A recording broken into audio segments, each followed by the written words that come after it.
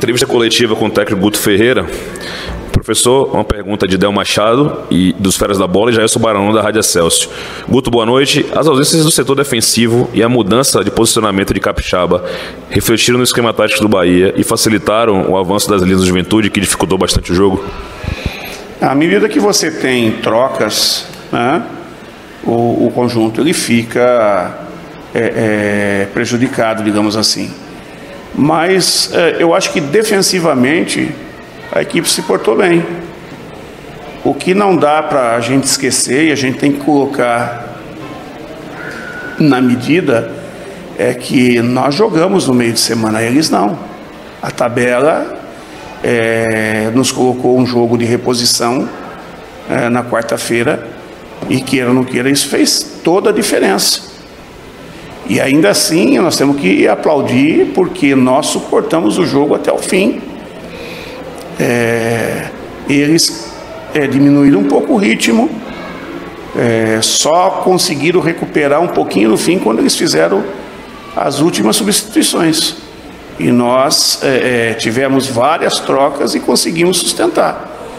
Então, isso também, além da situação de trocas de jogadores, né, ainda tivemos a questão de ter jogado quarta-feira. Na quinta-feira nós tivemos problema no voo, nós chegamos com 1h30 de atraso. 1h30 de atraso era para todo mundo estar no hotel dormindo 00:30, foi dormir 2h30, quase 3 horas da manhã, porque nós chegamos, pousou 1h30. Então tudo isso faz diferença, tá? Eles dormiram até um pouco mais tarde para treinar, fazer o apronto à tarde no Beira-Rio, né? E aí subimos, viemos para cá, para Caxias. Então, eu acho que em cima de todas as dificuldades, a equipe está levando um ponto muito importante e que pode fazer toda a diferença na hora que passar a régua no final. Douglas Santana, do Ecebaia.com, Reginaldo Lima, da Sociedade News de Feira, e Marcos Valença, da Rádio Sociedade. Guto, a partida de hoje não foi marcada por aquele grande volume ofensivo do Bahia. O que se deve a essa queda de produção da equipe com relação aos jogos em casa, e como você avalia a partida no meio campo e do ataque? Eu acho que o volume ofensivo não foi só nos jogos em casa, não. Se você colocar o Atlético Paranaense, nós tivemos um bom volume ofensivo. A partida do América também, que foi fora de casa, nós tivemos um bom volume ofensivo também. Então, isso, queira ou não queira, nos mostra que o problema não é jogar dentro ou fora. O problema é a situação que nós viemos para esse jogo em relação ao nosso adversário, que não trabalhou no meio de semana, apenas treinou, né? Pôde direcionar toda a estratégia em cima do nosso jogo, e nós sequer tivemos um bom tempo para direcionar o nosso jogo em cima da estratégia deles. Mas ainda assim, a gente teve oportunidades de fazer o gol, nós tivemos oportunidade e fomos prejudicados pela arbitragem, né? Aliás, muito prejudicado, porque era um lance capital, seria um pênalti que poderia a gente fazer o gol, abrir o placar, e ainda o jogador teria que ser expulso. Que foi um jogador que deu um carrinho na bola e não pegou a bola, ele tirou a bola com o braço. Então, mas fazer o que, né? O VAR chamou, quer dizer, se o VAR chamou, se fosse um lance sem problemas, o VAR não teria chamado. Mas o nosso amigo resolveu chamar para ele a responsabilidade, e essa situação, né, prejudicou bastante o Bahia nessa partida, que a gente poderia ter feito uma partida já desde o início do jogo com um jogador a mais, né, e quem sabe até com placar na frente. E talvez hoje, nesse momento, a gente estivesse discutindo outras coisas, porque a tendência é que esse desgaste, essa situação do jogo pudesse estar mais equilibrada no momento que a gente teria um jogador a mais. Manuel Pititinga, da Rádio Transamérica. Por que Jonas no time novamente, que parece não ter condições para atuar? Desculpe, Pititinga é um amigo nosso, inclusive, um cara que eu tenho o máximo de respeito, mas é uma opinião sua. E eu jamais vou poder endossar essa opinião. Eu acho que o Jonas entrou na partida passada, nos ajudou bastante, e hoje, infelizmente, saiu muito cedo. Saiu muito cedo, acabou se lesionando, né? E é um jogador experiente, é um jogador que tem passe longo bom, é um jogador que já vinha na rotina, né? E por isso que foi usado, né?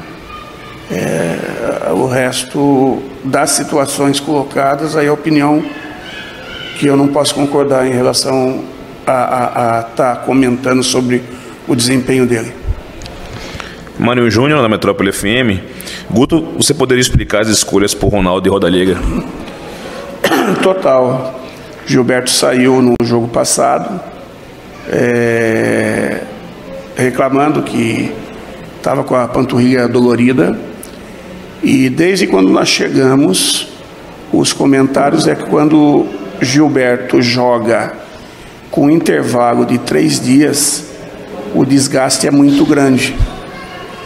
Então o Gilberto jogou contra a Chape e nós tiramos ele cedo, para poder colocar ele de início contra o Ceará.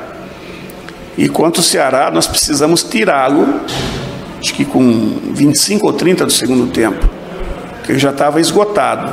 E aí vinha o acúmulo de novo mais um jogo com 3 dias em cima de um com 3 dias. E aí você vai correr o risco de lesionar? Não dá, né? E você correria risco se você não tivesse um jogador do nível de Rodallega ali do lado. Então, tendo o Rodallega, optamos, nos ajudou bastante, né?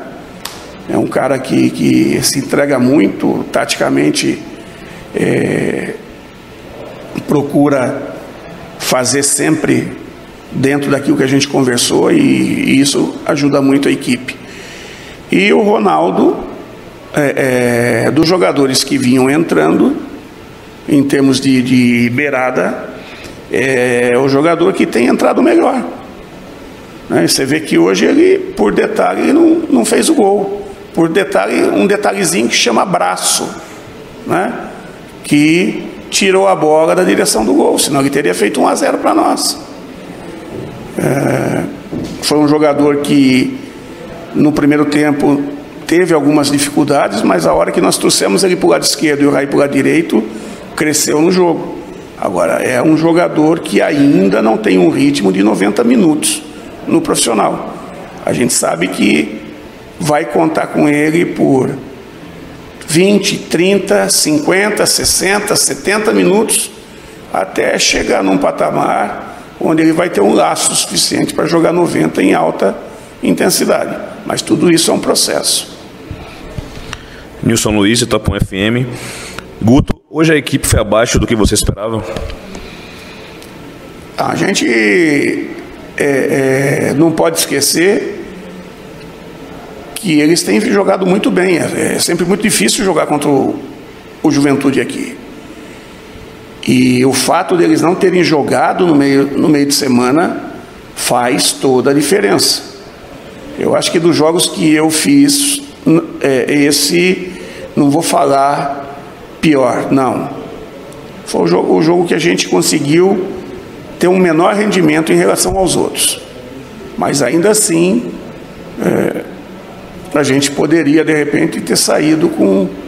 Nós tivemos bola na trave, né? Mas tomamos bola na trave também. Tudo bem, é o equilíbrio do jogo. Em cima de todas as dificuldades, a gente sai com um ponto importante. A última pergunta, Rafael Thiago, do Jornal à Tarde. O Bahia teve dificuldade na criação, então por que ao invés de Índio Ramírez, que tem essa qualidade, você optou por jogadores de beirada como Michael Douglas e Isnaldo? Bom, primeiro que é a situação que você tem que ter quem avance.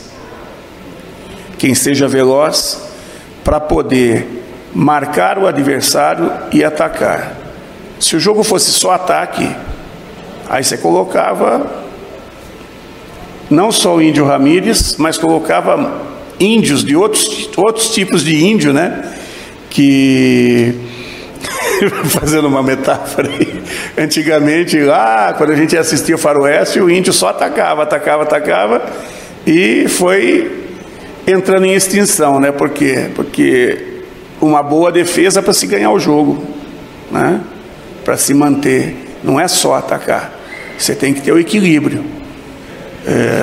E esses que nós colocamos pelos lados do campo nos deram um equilíbrio, sim. E o Ramírez está num processo. Eu acho que o pessoal percebeu no jogo contra o Ceará que ele sofreu uma certa dificuldade no corpo a corpo, e o jogo hoje estava muito de corpo a corpo também. E ele entrou em 2 jogos em sequência. Calma. Se você me trouxer hoje, né, o Ramírez antes de ter machucado, prontinho, aí dá para fazer muita coisa com ele. O Ramírez agora é um Ramírez em progressão. E é isso que vocês têm que entender. Que vai ter momentos que ele vai entrar, vai conseguir desempenhar, vai ter momentos que ele não vai conseguir desempenhar tanto, e vai ter momentos que não é para ele entrar. E as escolhas, por enquanto, estão a meu critério e da minha comissão. E a gente achou que nesse jogo não era jogo para ele entrar.